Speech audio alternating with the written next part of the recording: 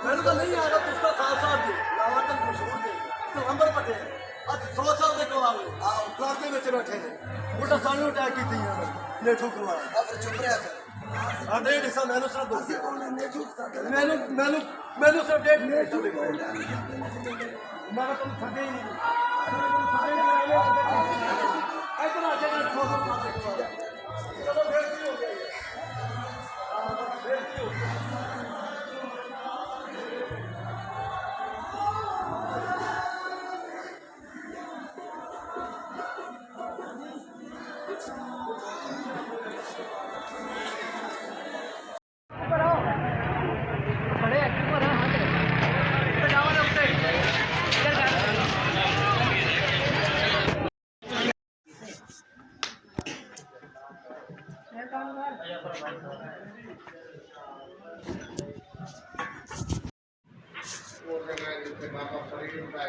सरकार का रस्म मुबारक बनो 1.25 लाख दुरूद पाक पढ़ो है जी आस मुराद मंग के बनना जाता है मुराद अल्लाह हुक्म नज़ारा दे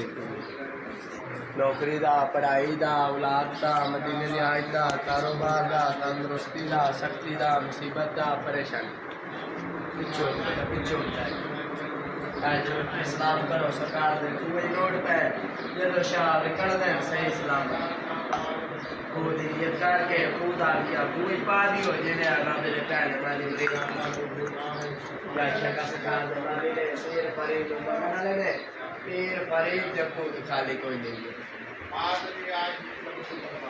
बाबा फरीद ने 12 साल बच्ची काम से इबादत की थी और उसने रात मिला दी थी